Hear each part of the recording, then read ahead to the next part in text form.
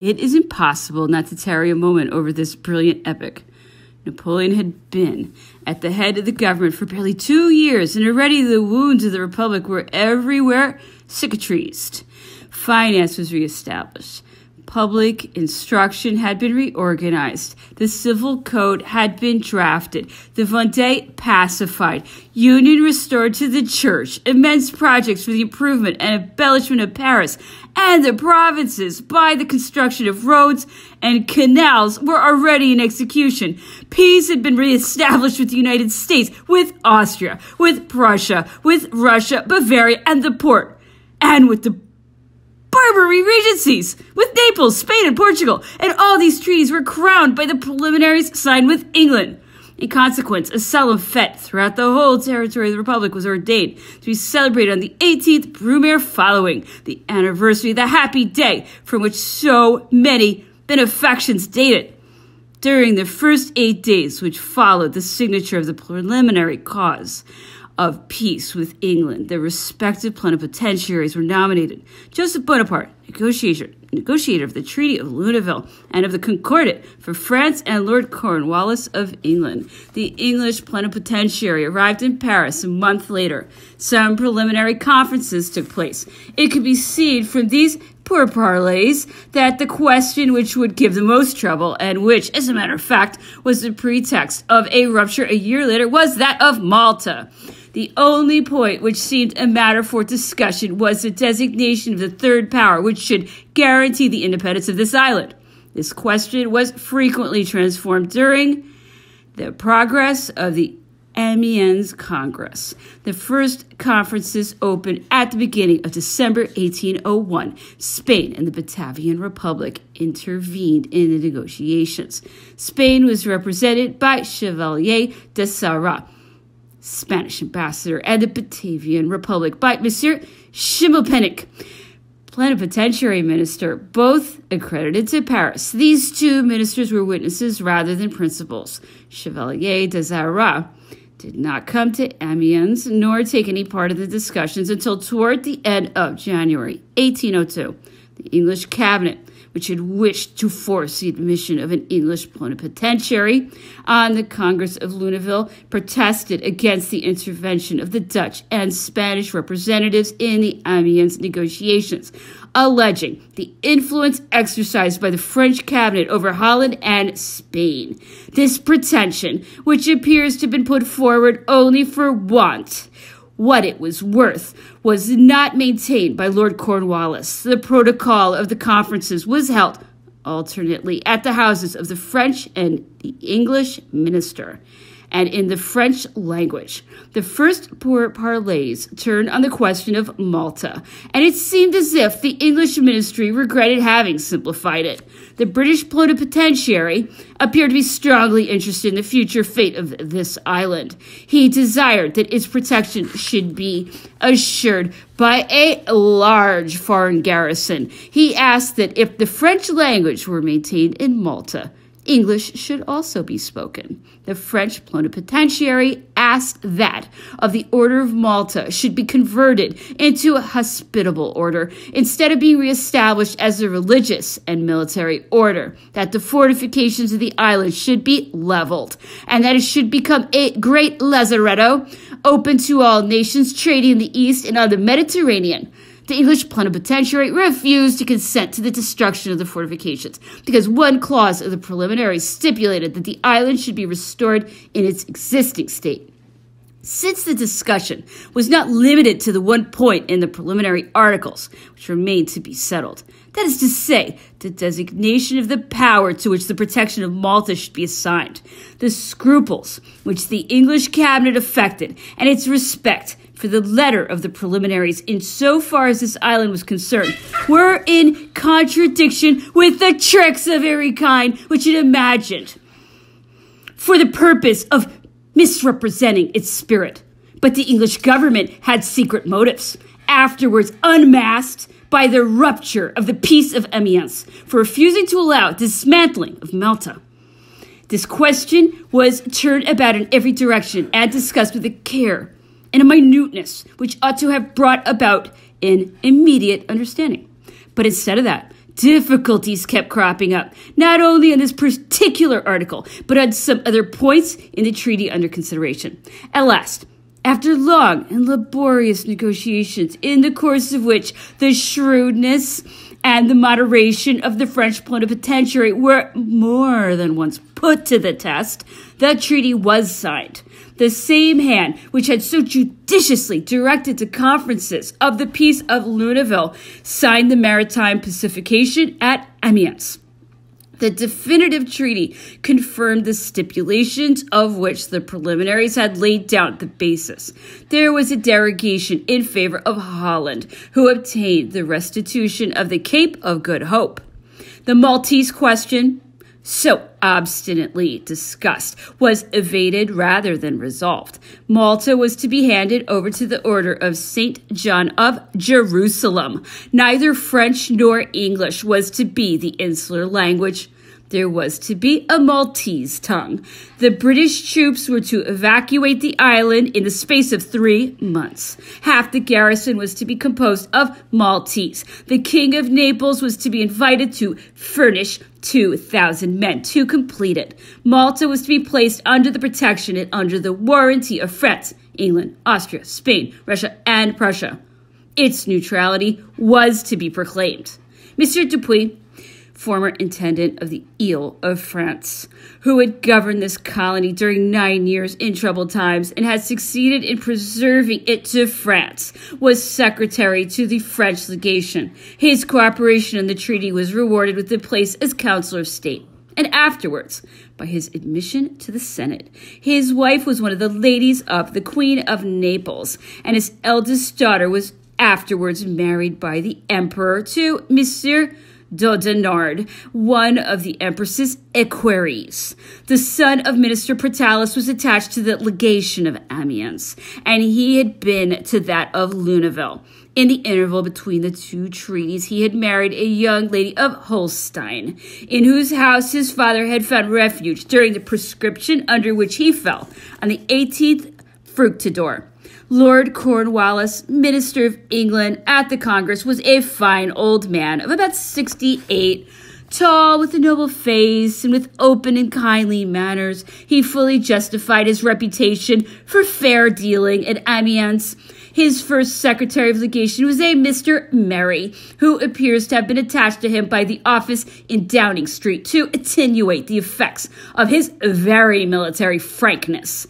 This secretary was a man difficult to deal with, full of English reserve. His troublesome carriage contrasted with the frank and conciliating ways of the English plenipotentiary. In spite of quibbles over words, the old routine of English diplomacy, the length and obscurity of the notes, and the multiplicity of the incidents created, the two ministers agreed very well together. That was not always Mr. Merry's fault, and Lord Cornwallis had more than once to impose his authority. The following act of fair play was the worthy termination of this estimable minister's mission. The protocol of the last sitting had been closed.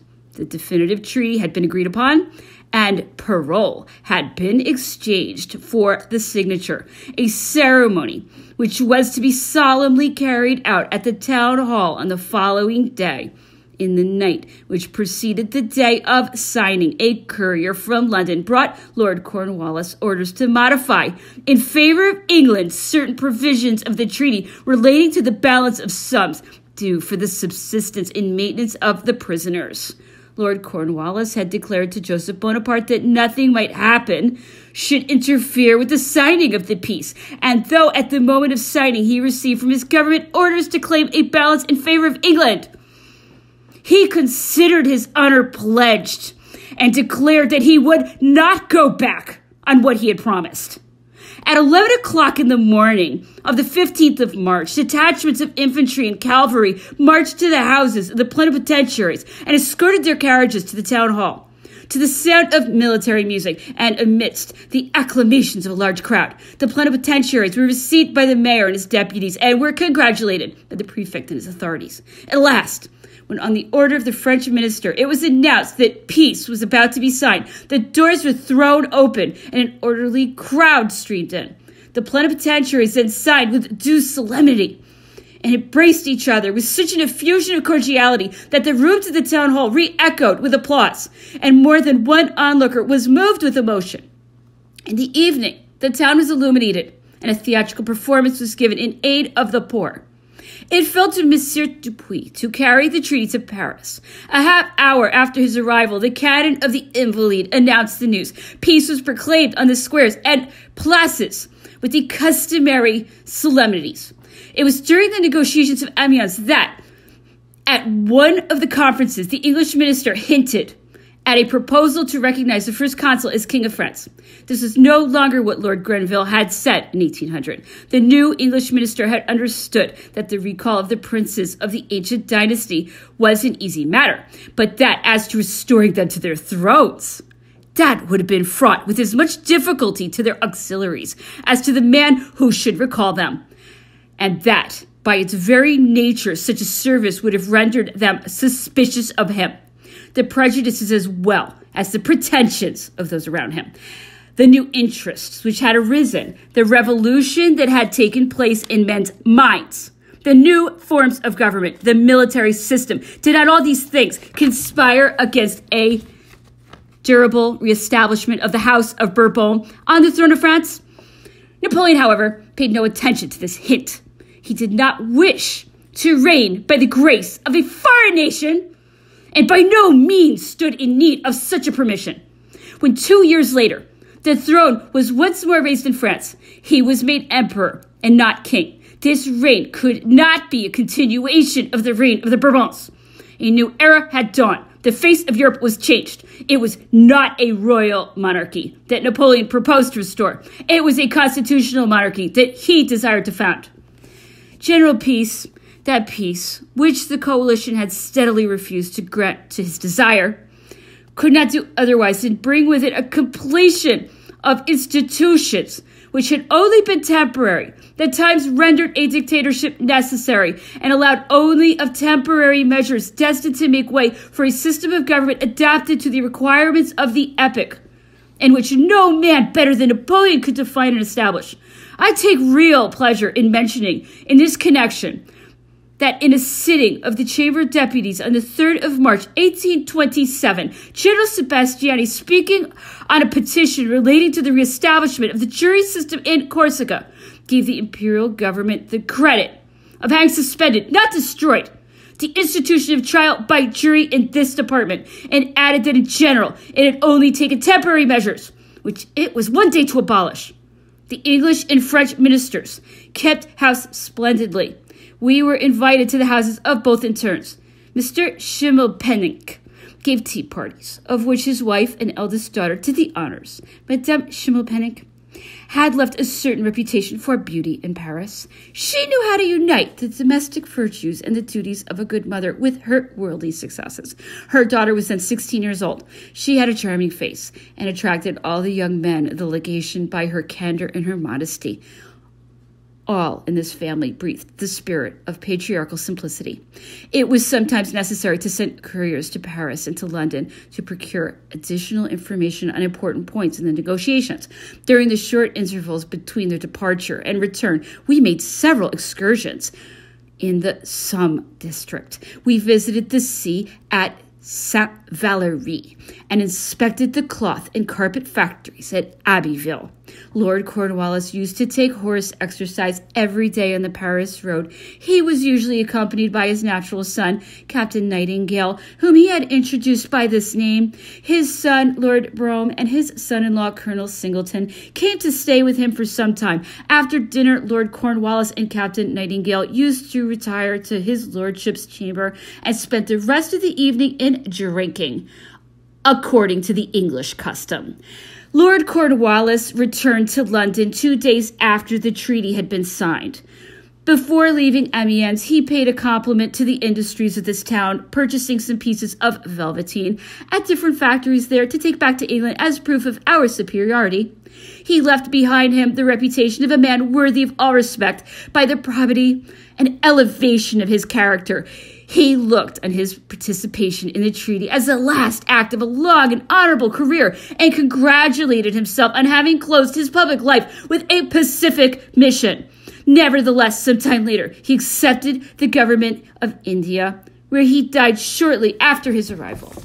The French minister had taken up his abode in the house of Monsieur de Folleville, formerly member of the Constituent Assembly, where he had drawn attention to himself amongst the members of the right by his extreme views. Madame de Folleville, who was then in middle life, had been remarkably beautiful. Having lost a son whom she idolized, she placed his embalmed body under her bed in the extremity of her regret. Her daughter married General Mousnier, who commanded the Somme department. Madame de Folleville had received a man's education. She rode, fenced, and swam with the greatest courage. This masculine education had not, however, made her lose the distinctive qualities of her sex, gentleness and modesty. The Quinet, the prefect of the department, used to give evening parties at which a large and brilliant company assembled. The mayor, Monsieur de Pré, used also to do the honors of his house with considerable good grace. We were invited one day to hear the reading of an unpublished song called L'Ouvrier, the worker, taken from the poem Vert Vert, Green Green. This song, which had been found amongst the author's papers, was recited by one of his relations, whose snuffling voice by no means enhanced its beauties. It seemed inferior to other songs in Grisset's poem, though it also bore the impress of his flow of language and his facility of style. No doubt this song had been suppressed by its author, who was the best judge and the one least open to suspicion. I believe that since then it has been published. This episode reminded us that we were in the land of a man to whom Amiens is justly proud to have given birth. It was during the course of the Congress in the month of January 1802 that we heard of the marriage of Mademoiselle Hortense de Beauharnais, daughter of Madame Bonaparte, to Louis Bonaparte, afterwards King of Holland. This marriage was against the wishes of both parties, whose affections were placed elsewhere. Shortly before the expedition to Egypt, Louis Bonaparte, at that time aide-de-camp to his brother, being on a visit to his sister Caroline at Madame Campin's pension at Saint-Germain, frequently met there one of his sister's friends, Mademoiselle Emily de Beauharnais, and fell deeply in love with her. When he received orders to leave for Toulon, there to await the departure of the expedition, he was filled with deep regret at being torn from the person he loved. Bernadette's prank in hoisting the tricolor flag over the house which he occupied as French ambassador, which aroused the whole population of Vienna, delayed the departure of General Bonaparte, the Directoire fearing that this incident might rekindle war on the continent. It was in the meanwhile that Mademoiselle Emily de Beauharnais allowed herself to be married to Lavalette, aide-de-camp to the commander-in-chief, on the eve of Napoleon's departure to Egypt. On his return from Marengo campaign, Mademoiselle Hortense de Beauharnais was proposed to Louis Bonaparte, who, filled with his first love, at first refused this union. To avoid it, he asked to go to Prussia, with the intention of following the maneuvers at Potsdam. He afterwards followed at the head of the 5th Regiment of Dragoons, to which he had been appointed colonel, the army corps which General Beauclerc, his brother-in-law, had been ordered to lead into Portugal. An affection which afterwards degenerated into an incurable disease obliged him to take the waters at Berech. On his return, he gave his consent to his marriage with Hortense de Beauharnais, who on her side only entered in upon it with reluctance.